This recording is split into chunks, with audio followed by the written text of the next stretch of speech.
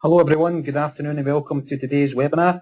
I'm Andrew Leahy. I'll be your host for today's session, which should last around 40 to 45 minutes. In a second I'll hand you over to my colleague Jess Twemlow, who will lead today's presentation and show you how to get your staff recycling successfully. Jess has helped lots of organisations across Scotland to improve their recycling rates, and she's going to share some of those success stories with you today. I'm sure our presentation will give you lots of ideas on how you can improve your organisation's recycling too. During the session, if you'd like to ask Jess a question and anything she's covered, you can type your question into the box shown here on screen and click send. You can do that at any time during the webinar. Your questions will come to me and we'll stop at a couple of points so I can put as many questions to Jess as possible. If you enjoy tweeting, you can also tweet your question to me too. Okay, just before I hand you over to Jess, let's try a quick poll. On your screen in just a second, you'll see a question. The question is, how do you rate your staff's current recycling performance? So that question should be on screen now, and you've got 5 possible answers from very good to very poor. If I just give you a second or so just to give us your answer, and I can give those results to Jess to get us started. Okay, I think we're just about there actually. Let me, a couple more results coming in. And we're there. Okay, let me share those results with you now. Okay, so 62% of you are saying that your current performance is average, 12% poor, 26% good. I think that's a good place to start, Jess. Yeah, really interesting. Hopefully everyone's going to pick up some good tips today on how they can improve their performance and hit very good. So we just cover the aims and objectives of the webinar, so what we're going to be looking at over the next 40 minutes. This webinar is really going to show you how to engage with your staff and how you can really encourage successful recycling. I'm going to briefly talk about the Waste Scotland regulations next, but everyone should be recycling to some extent throughout Scotland. So we're going to look at 12 actions that can help you recycle better, can help you recycle more effectively. I'm also going to introduce some case studies and inspiration and tips from other organisations so you can see what other organisations across Scotland are doing to actually improve their recycling performance and get the message across to staff. Resource Efficient Scotland, we've got a huge number of communication tools and guidance that's available to help you encourage your staff to recycle successfully. So I'm also going to talk through these tools and guidance documents so you can understand what is available at the moment. So we start off just briefly looking at the Waste Scotland regulations. As I've already said, all organisations should already be recycling. The Waste Scotland regulations came into force on the 1st of January 2014, and they've really changed the way that organisations in all sectors across Scotland think about the waste they produce and how they should manage it. The regulations require organisations to manage their waste in ways that they might not have done previously. You must now present dry recyclable materials, so that's glass, metals, plastics, paper and cardboard for separate collection. Now all materials collected separately for recycling by your waste contractor are now banned from going to landfill or going to incineration. The Waste Scotland regulations do also require that food businesses present their food waste for separate collection. So are you a food business? Do you process, do you distribute, do you prepare or do you sell food? You might be a non-food business, but you might have quite a large staff canteen on site, in which case you're preparing and handling food. If you do produce over 50 kilograms of food waste, you must separate your food waste for collection by the 1st of January 2014. However, if you produce between 5 kilograms and 50 kilograms of food waste, you need to separate your food waste from the 1st of January 2016. So another kind of 18 months to comply with that. Now this webinar is just going to be looking at how we can recycle better. But if you are looking for advice or support on food waste, then please do get in contact. Okay, so we're going to now look at 12 actions to help you recycle better. You've already got recycling schemes within your organisations, but what can you do to recycle more? What can you do to recycle more effectively and get that message out to your staff? Point 1, I'd say you need to develop central recycling points. Disposing of waste is a habit, and I think when we all kind of look to dispose of general waste, we do look for the nearest waste bin. Therefore, recycling bins, they need to be located in convenient locations. To set up an effective and convenient recycling system in your organisation, you'll need to have an understanding of the quantities and types of waste you produce. Once you have that information, you can then set up appropriate and convenient recycling points around your sites and ensure that high levels of recycling are achieved. Now, one size doesn't fit all. You don't need to choose one recycling bin and then think that that should be the bin that you use throughout the organisation. You might want to have larger recycling bins in areas where high volumes of recyclable waste are generated, and the amount and type of waste that is generated in each area can also help you to determine the number of bins that you might need, but also the servicing frequency. That is, how often are they going to need to be emptied and how often are they going to need to be cleaned. So don't think, as I said, that one bin needs to fit the whole organisation. Just a quick one, but number 2 is use clear bags. Now, you should use clear bags as liners for your recycling bins, so your cleaners and your other staff can monitor and report on contamination levels. Now, contamination levels are if we put in non-recyclable waste or non-target items in the recycling bin. So if you have a clear bag, you can see what items staff are putting in your recycling bins that shouldn't be there, and then those problems can be addressed. And we'll look at how you can address those a little bit later on in the webinar. What else can we do? Well, I'd always recommend to locate general waste and recycling bins together. Now, research has shown that people are far more likely to use a recycling bin correctly when it's located next to a general waste bin. It's also going to reduce the likelihood of contamination, as staff are less likely to put non-recyclable material into the recycling bins. I think we've all been there when we've been out and about and you've got some kind of plastic container sort of from sandwiches and you're in front of the bin and you're not too sure, can I recycle this? Can I not recycle this? When you have your general waste bin there, it's just kind of that backup to staff. So if they are unsure about it, you know, they've got the option to put it in the general waste bin. So what else can you do?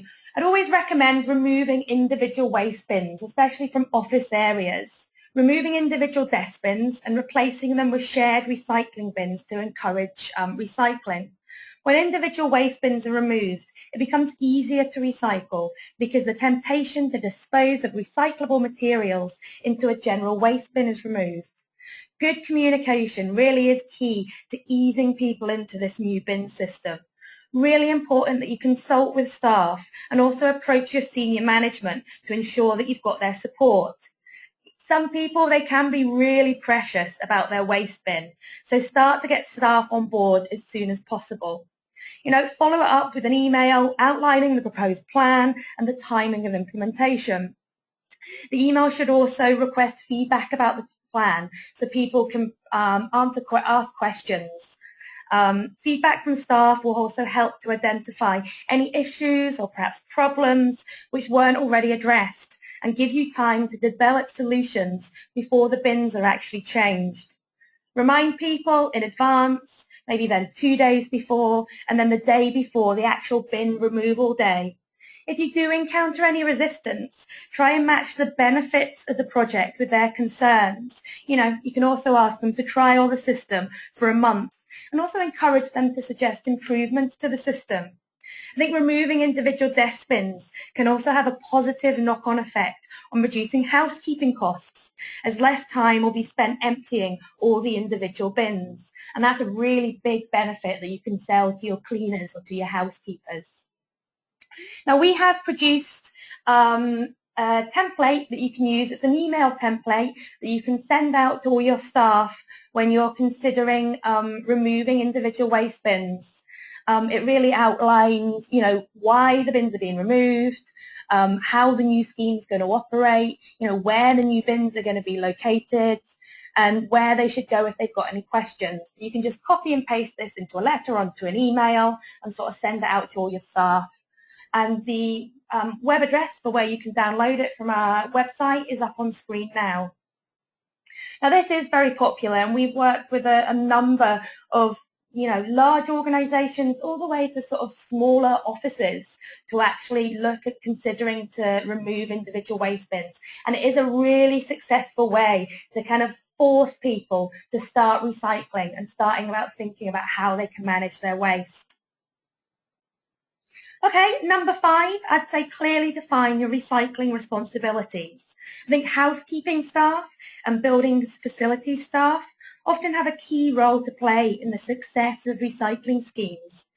Frequently they are responsible for ensuring the general waste and the recyclables are collected, remain separated, and are correctly placed in your waste storage area.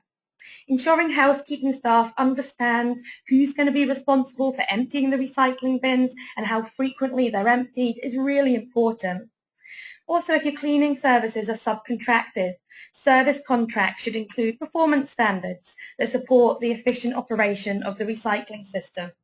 Recently worked with an organisation that had introduced a new recycling scheme, and they'd really clearly communicated what should be happening with the office staff, but they hadn't communicated with the cleaners. So the cleaners, they were still taking the recycling and they were still putting it in the general waste bins. It does sound like a really simple thing, but you need to go through everybody who's involved in the recycling process to make sure they understand what their responsibilities are going to be. Number 6, I'd say provide colour-coded bin labels and posters. Now, engaging employees in recycling requires clear direction. Clear signage should be added at the recycling points, reflecting the colour coding used to segregate the waste. The signage should be specific about which materials are accepted in the recycling containers, but also which materials are excluded. Now, Resource Efficient Scotland, we've developed a poster creator tool to enable you to develop clear signage for your recycling bins. The signage uses the well-established and recognisable Recycle for Scotland identity. Now, that's Scotland's national recycling brand. The Recycle for Scotland branding is used by 32 Scottish local authorities, the 13 Scottish universities, ScotRail, Edinburgh Airport, Glasgow Airport, NHS Scotland, and also tourist attractions. So this is a recognisable brand that people are already seeing all around them out and about. Now, the poster creator tool, the web address is just up on screen now. Now, there's lots of elements to the poster creator tool. Firstly, there's a series of ready-made posters. These are simple, ready-made bin signage that you can just print off and put above your bins to inform your staff about what can be recycled. You can also customise your signage. There's a tool where you can list materials that are accepted and the materials that aren't accepted, and you can also put your company logo on this signage. As you can see there, you can say yes please, what materials you want, and no thanks, what materials you don't want. And there's also sort of specific site information that you can actually tailor for that signage. There's also some staff engagement posters, so if you're looking for perhaps more motivational posters to inspire your staff to recycle, there's some really great ones that you can download and they're ready to use. It tells you what, where and how to recycle for everything from cans to cardboard to scrap paper, and they're really eye-catching, I think. And if you're looking kind of for further resources, I'd point you to the Zero Waste Scotland Partners page. Now that provides a resource library with icons, logos, images, templates and guidance. The resources are grouped by campaign, they're grouped by type of resource, and they're also grouped by theme. So if you're looking for further information, I'd really recommend that you visit this website and see what's available. Okay, Andrew, I think we were going to have another poll now. Yeah, absolutely. I think that poster creator is a fantastic tool, free resource for organisations to use. And I'm just interested to ask the question, how much of the poster creator have you used? So that question is going to come up on your screen in just a second. 4 possible answers, lots, some, none, or none but I will now. So just give a second for those results to come in. We're halfway there already. Just about there. Okay, let me close that poll and share the results now. Oh, that's great to see. That's great. I think 65% haven't been using it, but will now. So I think that's a great result, Jess. You've Yeah. obviously sold it very well Sold during the it well, webinar. yeah. During the webinar. Let me hide that poll there for you. Do you want to take questions now, Jess? Yeah, that'd be great. Yeah. Okay. So we've got a couple of questions come in here on the webinar. If you've got any questions you'd like to ask Jess again, please just use that control panel that you can see on your screen, and I'll put those questions to Jess. One question here.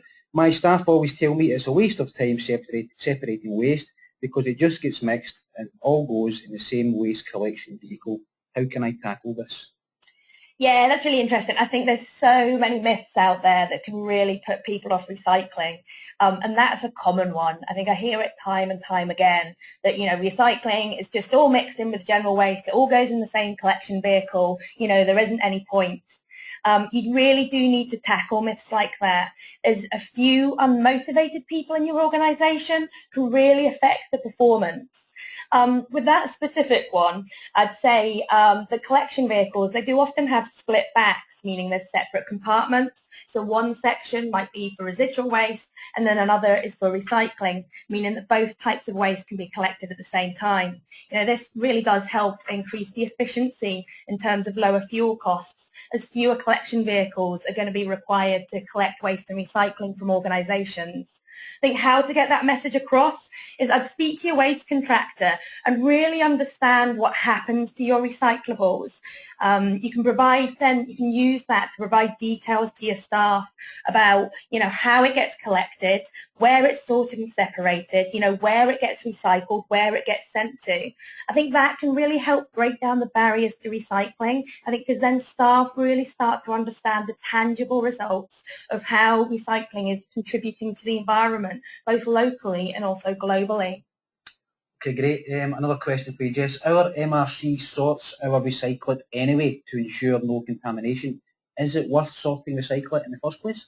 Yeah, definitely. The way Scotland regulations, you should be sort of separating those sort of key materials for recycling. I think the more you kind of separate your materials, the more potential you've got to earn revenue from those materials, because separated materials, they're going to be cleaner, they're going to be less likely to be contaminated, so they're higher quality. The way Scotland regulations is all about getting higher quality recycling.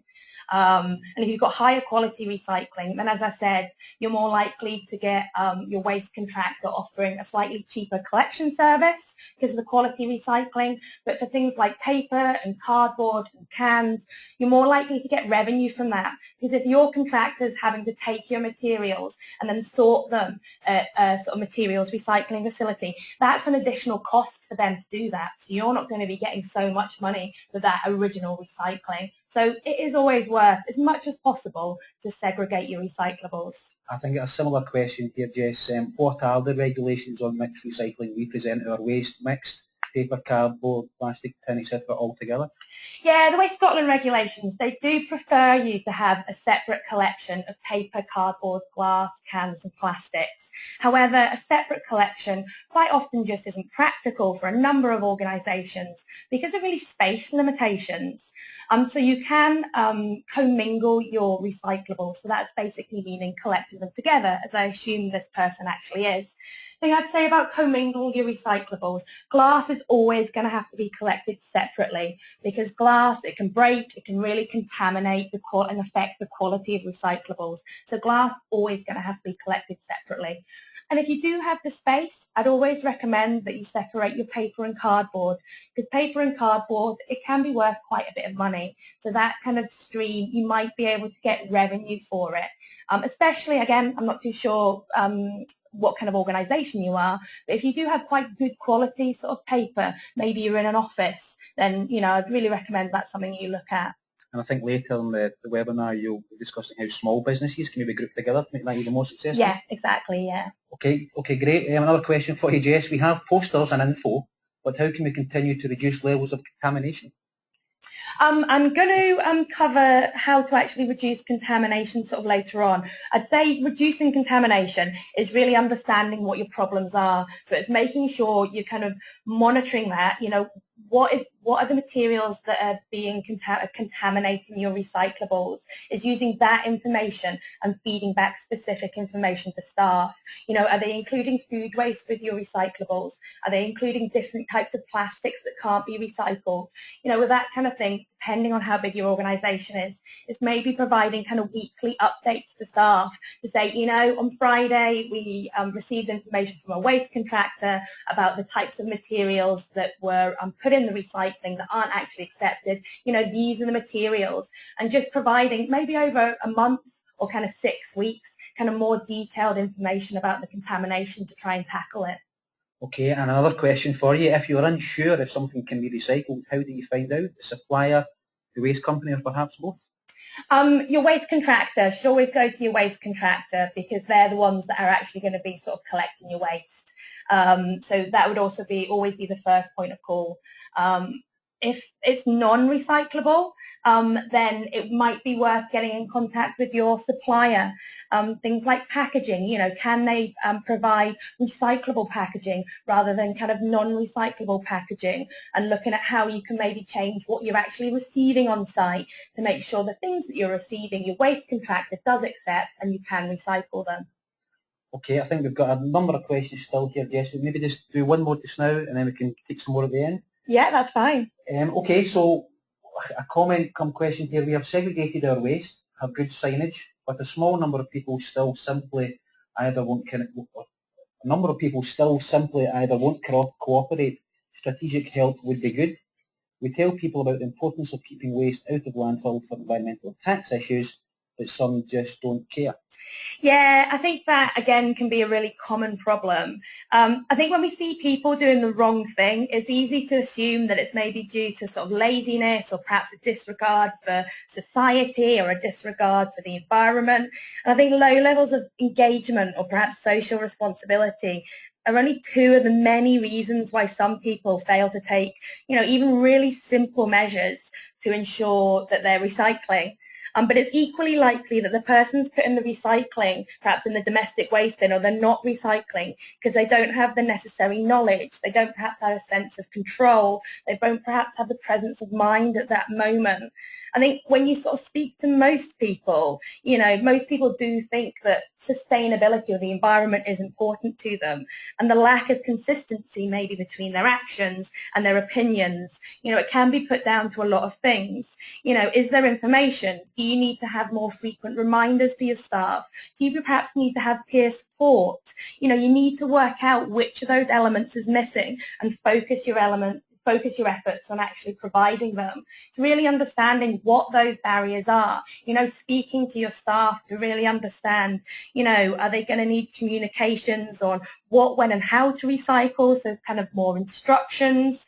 Do they more need sort of communications on explanations about why they should be recycling, you know, what actually happens to the recycling, what are the benefits of recycling, or maybe they need information on how it works, you know, what actually happens to the recyclables once they're collected. Never assume what barriers are to recycling. I think I work with a lot of organisations where I come in and they've made a lot of assumptions about why their staff aren't recycling. But then when you go in and you speak to staff and you really start to understand what the barriers are, they can be completely different. So, you know, always start off with sort of consultation with your staff. Okay, I think we'll come back to questions later on, so we'll move on with the webinar. So number 7, communicate with staff, I think sort of leads on sort of very nicely from some of the questions we just had there. I think one of the toughest jobs for any organisation is trying to reduce and manage waste, is getting staff to recycle. How organisation communicates with its workforce is really going to make the difference between success and failure regarding recycling in the workplace. To be successful, a recycling scheme's got to have 3 essential ingredients. You've got to have support from your managerial staff to introduce effective recycling procedures through your kind of organisational policy all the way through to kind of workplace procedures. You need to have the means for staff to act. So you need to provide really easy to use recycling facilities that are convenient for all staff. But you also need communications telling staff what to do and why. You should consult with staff about changes. You need to provide them with up-to-date information. You need to give them the opportunity to feedback. Staff feedback before and after introducing a new system really can be invaluable to working out perhaps what the teething problems are, working out what people's barriers to recycling are. You know, methods of communication, they can include so many different things, but you can keep it really simple. You know, updates during staff meetings, information on notice boards, email alerts, and also information on the intranet. And I do think people, when you introduce a recycling scheme, you know, you do give a lot of communications about sort of how it works and what staff should be doing, but then you quite often don't give communications on the feedback, you know, how well it's working, you know, what your recycling rates are, how much it's improving, what perhaps the problems are. You know, it's those kind of continual feedback communications that really can help staff understand their successes. Next, we've got a couple of case studies looking at what some organisations across Scotland are doing. The first one is Better World Books. Now, Better World Books are based in Dunfermline, and they have about 45 members of staff, and they collect, they sort, and they resell used books online. Now, between 2008 and 2012, they reused or recycled 95 million books and raised over 8 million for literacy projects across the UK. Now, the company uses 3 licensed waste management and recycling contractors to handle the various types of waste they produce. And we worked with them and the warehouse manager. They made regular visits to the waste contractor for the company's main waste stream. So that was books and cardboard, really to foster a good working relationship and ensure waste was handled correctly when it left the company's premises to the final point of recovery or disposal. They also liaised with their waste contractors to find out ways of improving their waste management practices, and recycling points were introduced at various points throughout their organisation for paper, for metals and for plastics. Now, they established a baseline for the waste generated, so before they made changes they sort of recorded what their sort of baseline waste figures were. And then staff weighed the contents of the bins on a weekly basis, and then those figures were actually published on the staff notice board. And with those kind of accurate figures and that increased awareness of waste issues throughout the company, they really kind of set a challenge for their staff to reduce the amount of waste they generated and use that just really simple tool, the staff notice board, to actually inform sort of progress on how they actually achieved that. So a really simple way of kind of getting those staff involved in waste and recycling. The next case study is AEA Limited. Now, they were established in Edinburgh in 1987 by 9 arts and tourism organisations. And since that time, they've become Scotland's largest print distribution and display specialist. They operate from 12 regional storage and distribution centres, and they have about 50 full-time staff. Now, making staff aware of resource efficiency and making it an integral part of their induction training for new employees really can change attitudes and lead to improved business performance. Now, as part of the company's induction program for new employees and their kind of ongoing awareness training, they made all staff aware of the importance of their kind of sustainability and their recycling strategy. They really do actively encourage them to support the policy. They have a staff suggestion scheme that's great for kind of new ideas to reduce the company's environmental impact. They offer a cash incentive, £50, for those staff whose suggestions are implemented. They also include progress on environmental improvements in all monthly staff meetings and also in their quarterly staff newsletter.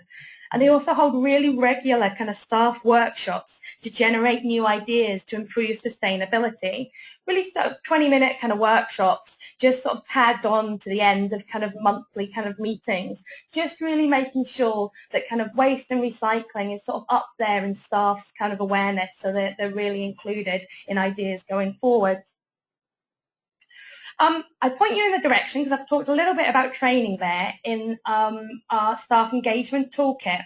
Now, training really does provide a foundation to maximise improvements and create lasting change.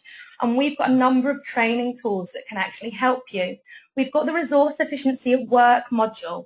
Now that includes a free training video, a downloadable presentation, a quiz, and employee certificate. Is really great for induction or annual refresher training, and it kind of dispels common myths about raw material efficiency, so about waste and recycling, and really does explain in simple terms sort of the drivers for action and what your employees can do. There's a video, there's 20 minutes, you can just set it up to run in a meeting, and that's got a voiceover. But as I said, there's also a downloadable presentation with presenter notes, so you can actually present that yourself and perhaps tailor it slightly to the organisation. There's also some really great toolbox talks that you can download. So a toolbox talk is just an informal discussion that can help you focus on one particular area. They only need to be sort of 5-10 minutes long and really are a great way to kind of share waste and recycling tips. And as I spoke about earlier, that kind of feedback, that kind of, you know, this is how our recycling scheme's going, these are the problems we maybe need to address. Toolbox talks can be a really good way to get that information out to staff.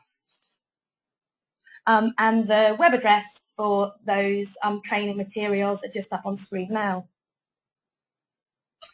I'd also say, number 8, set up a green team. So you should enlist the support of your colleagues by setting up a green team. Now we've developed a staff engagement toolkit to help you run an effective green team. And you can access a range of free materials from the Resource Efficient Scotland website. And the web address is just up on screen now. Includes everything from a presentation you can use to get commitments from senior management, a job description for your green team members, a recruitment poster, an appointment letter for your green team, and also kind of a first meeting agenda.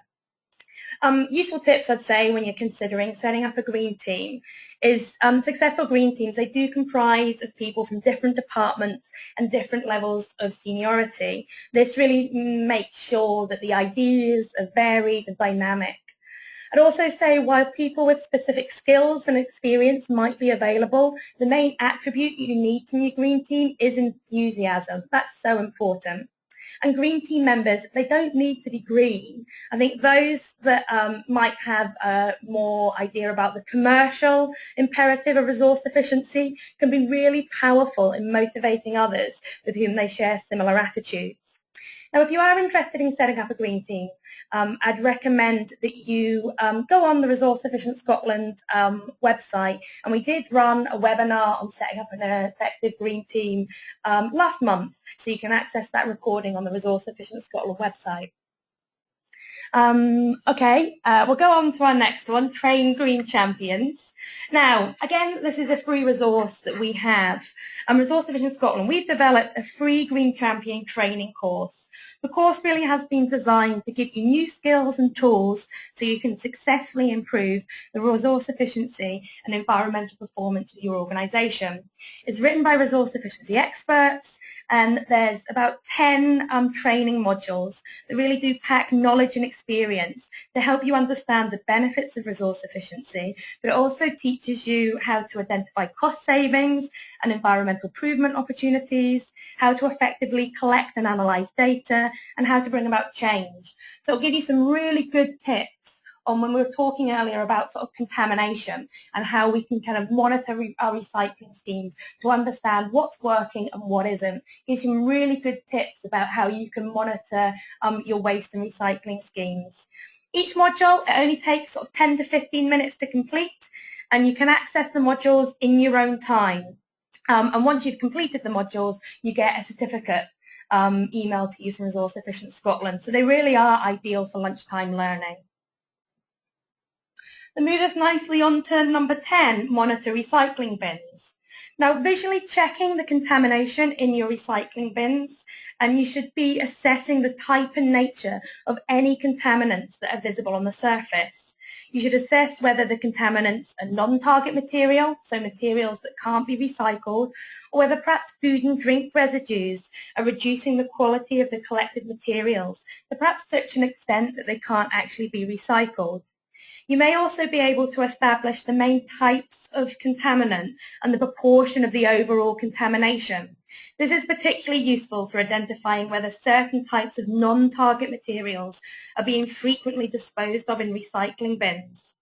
You should also review your general waste bins, as it's likely your colleagues are going to be disposing of materials that could be recycled. So consider working with your housekeeping staff to ensure they recognise and report contamination. Now, this can be a really easy thing to do. You know, you can just look, as I said, if you've got clear plastic bags for your recycling, or just kind of opening the bin and just sort of looking what's visible from the surface to really understand how effective your recycling scheme is actually working.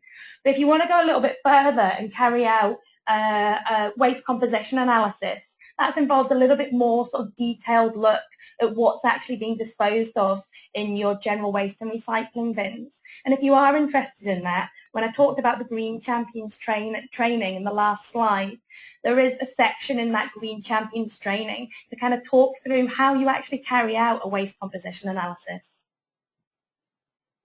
Okay, number 11, I'd say talk to your waste contractor. I think we were going to have a quick poll now. Yes, why don't we just try ask another question here. Question appearing on screen now is when is the last time you reviewed your waste contract? So there's 4 possible answers there from within the last 6 months, 6 to 12 months, 12 to 24 months, or you can't remember or you do not know. Again, we'll just give it a wee second for the poll results to come in. We're just about there. Let me close that poll now, share the results on the screen.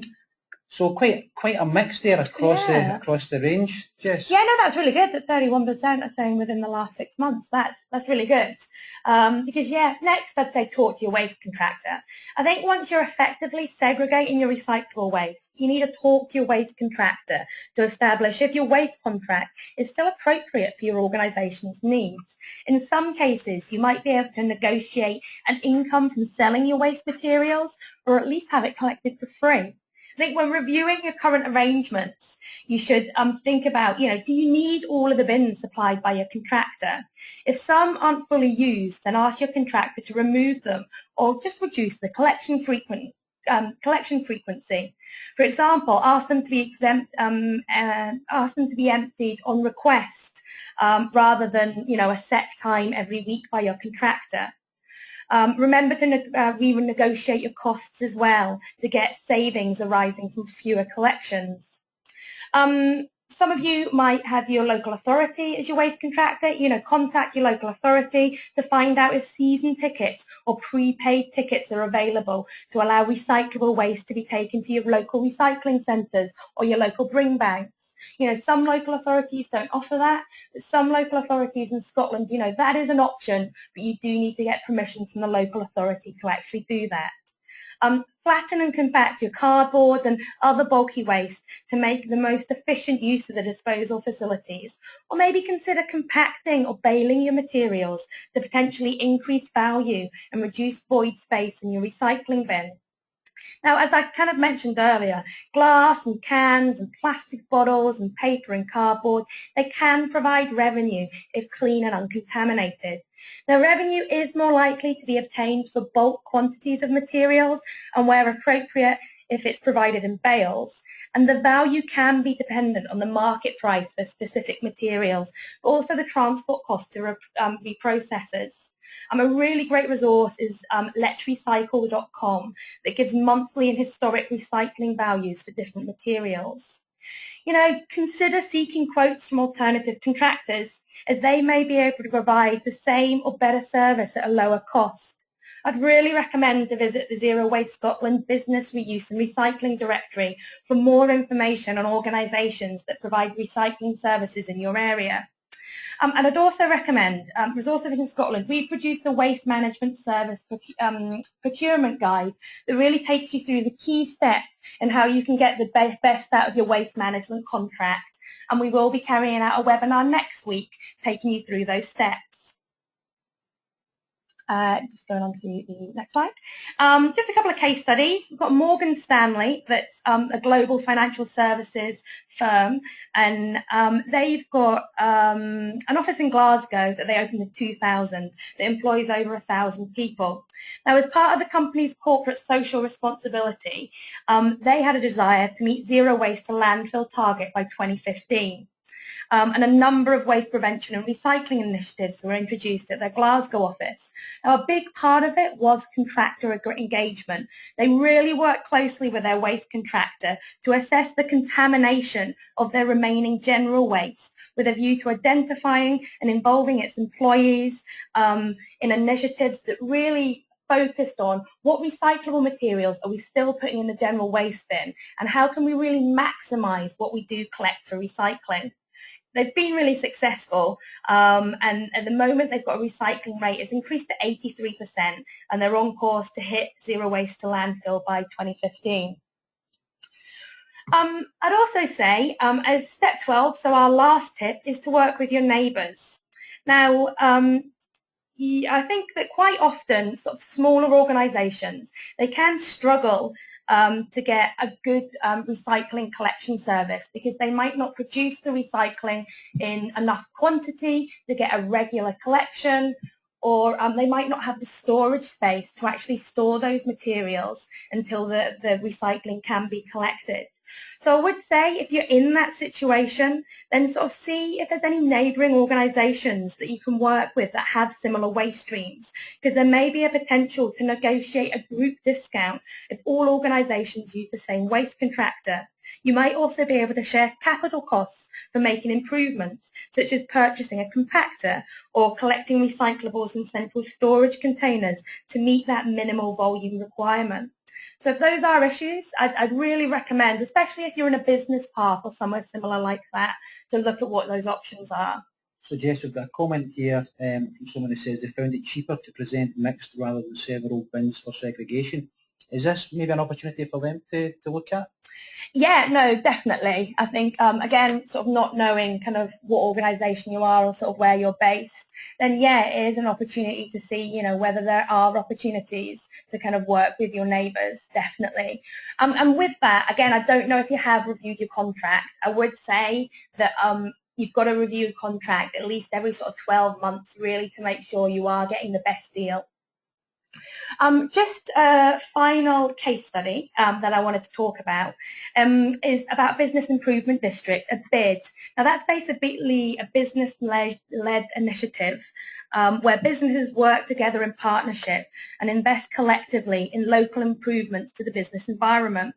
Now, this is the Clacks First and Alloa Town Centre bid, and with assistance from Zero Waste Scotland, they undertook a joint project, the Big Bid Recycle. Now, the key aim of this was to provide a cost-effective recycling service for their bid members, allowing them to comply with the Waste Scotland regulations. So a waste contractor was commissioned to provide really a tailored waste collection service for all the interested organisations in the area at no additional cost to the bid members. So it allowed for the separate collection of cardboard, paper, plastic and cans. And this collaborative approach to waste collection service procurement has really helped to implement a coordinated and a consistent service successfully across the bid areas for approximately 80 organisations. Before we go on to the last questions, I just wanted to talk about sort of some of the support and advice that we can actually provide. Now, we can provide specialist advice and one-to-one support aimed at looking at this, sort of how you can improve your recycling and how you can sort of recycle effectively. But also looking at what you can do to improve your energy, your water efficiency, and also your raw material costs. In return for your commitment to making those savings, we can provide free support to help you build a business case and identify savings potentials of different resource efficiency measures. You'll basically be assigned an implementation advisor who will be on hand to give guidance at every step. Yeah, Jess, actually, if we were just to put the question up on screen now, if anyone is interested in receiving one-to-one support, if you just let us know by clicking yes on the screen, what we can do is ask one of the advisors to get in touch with you just to see what opportunities you have to save money and energy, raw materials and water. I know a lot of people on the webinar have already had that support, so if you'd like that support, just let us know by clicking yes, and as I say, after the webinar, someone will be in touch. And yeah, with the one-to-one support, it can just be a really good way just to have a chat with an expert, just even to make sure that you're sort of going along the right lines. Okay. Just the final tool that I wanted to talk about was the Resource Efficient Scotland Savings Finder. Now, the Savings Finder is really an online do-it-yourself resource efficiency audit. And what happens is it provides a tailored report to help you identify priority actions that you should focus on. Really, the key benefit to the Savings Finder is really a quick way to develop a bespoke action plan to kickstart your resource efficiency initiatives and start realising savings, straight away. Okay, Andrew, I think, have we got any more questions that have come in? We do indeed. I see we're kind of another 5 minutes or so just to cover as many questions as we can, Jess, and any we can't cover, obviously, we can follow up on offline. The first question is there an alternative to 240-litre bins for food waste collection? It is very messy and increases the risk of infection control in kitchen areas. Yeah, no, definitely. Again, not knowing sort of how big your organisation is. To be honest, a 140-litre wheeled bin, a 240-litre wheeled bin is about the size that you'll probably have if you've got a wheeled bin for your domestic waste collection. A 140-litre is slightly smaller and narrower. I'd always recommend a 140-litre wheeled bin because it means that the waste just isn't as heavy when you actually sort of go to sort of put it in the bin, and it's a lot easier to kind of move. But I would say speak to your waste contractor because they will be able to provide a host of different types of bins, even to the point, depending on how much food waste you have, to sort of more just kind of kitchen caddies that are only sort of like 80-litre kind of kitchen caddies that have kind of got a more kind of lockable kind of lid if you are concerned about sort of smells and things like that. So yeah, I'd say definitely speak to your waste contractor, let them know your concerns and kind of see what options you've got. And if you're not getting the kind of answers that you want and you think the solutions that you want, as I said, sort of go on our business directory to see what other services might be available in your area. Okay, I'll give you one comment and then another question, Jess. Just a quick comment, just to let people know, adding a biodegradable food waste stream can really cut down the landfill. Good comment there. Yeah, no, completely. I think there has been quite a lot of research on, kind of, as I talked about earlier, kind of the waste composition. And I think food waste, it can account for even organisations that sort of don't particularly have a lot, they're not a food producing business. It can account for sort of up to 25% of your general waste bin. So, food waste, even if you're not really a food producing business, really investigate whether food waste is something that you should be segregating. Here's an interesting one for you. We work with staff and nearly 5 million external customers. How would you advise engaging with members of the public? Ooh, that's an interesting one. Again, not really knowing kind of what your organisation is, and do they say what it is they're wanting to engage with members of the public? Is that just to improve recycling, or? I think it is. I think it probably relates back to the poster creator and the communication tools that are available there. Yeah, no, completely. I think, again, not really knowing how much communications you currently have with kind of members of the public. But yeah, I guess it's just really simple things. If I know that whether if you're sending bills out to kind of members of the public, you can kind of include information kind of with those bills. Emails or regular emails, if you've got a newsletter or something like that, is a really good way to kind of put kind of good news stories and success stories kind of within your newsletter. Or if you've got your website, having kind of a specific section on your website to kind of talk about sort of waste and recycling and kind of resource efficiency actions that your organisation is doing. So some really simple things that you can do to try and get that message across to your customers. Great, thanks, Jess. It is worth talking to your waste contractors to see if they collect other non-street waste, mainstream recyclable waste, such as batteries and printer cartridges. Any comments on that, Jess? Yeah, no, completely. You know, the Waste Scotland regulations, you shouldn't just stop at those 5 key materials. You know, that is just the first step. You should be looking at all the other types of waste that you've got. So as they said, printer cartridges, you know, textiles, cooking oil, you know, really understanding what waste you're producing and speaking to your waste contractor to see if they can offer a waste collection service for them. Okay, and in terms of hazardous elements like needles or soiled fabrics, we would appreciate speciality advice on how guest bedroom waste is handled. Oh, yeah, quite interesting. I guess this must be coming from a hotel or guest house. We could take that one off. We can find out and get back and answer that one offline if you like, Jess. Yeah, no, completely. Again, not really too sure what kind of collection service you have at the moment, or whether you have some kind of clinical waste collection service. With things like needles, you quite often kind of have sharps boxes that kind of like, you can get sort of plastic kind of 5-litre containers that are a really safe way of disposing of kind of things like sharps and needles. So again, a lot of waste contractors will offer some kind of sort of clinical waste collection service. So it's just seeing whether they can offer things like that. But yeah, if I get that person's details, maybe I can find out a little bit more about their question. Okay, great. So one final question at the moment for you, Jess. And I think it's quite an interesting question that we hear quite a lot. Our landlord has refused to provide communal bins for food waste and other types of recycling. Is there no legal requirement for landlords to support recycling? Again, we'll get in contact with you about this because it really depends on what type of landlord they are, whether they do own the building, whether you rent the services. If they already provide you your your general waste services, then under the Waste Scotland regulations, they need to provide you with recycling services for those 5 key materials.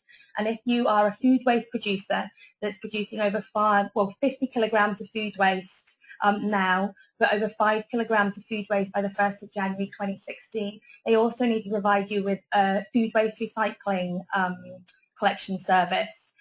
So there is a legal requirement under the Waste Scotland regulations. So again, I'll probably get your contact details and get in contact with you about that just to find out sort of the specifics of your situation and how we can help. Okay, well, I think that's all the time we have for questions, and I think that just about concludes today's webinar. If I could just thank Jess for her time. Jess, that was great once again, lots of fantastic ideas there, thank you.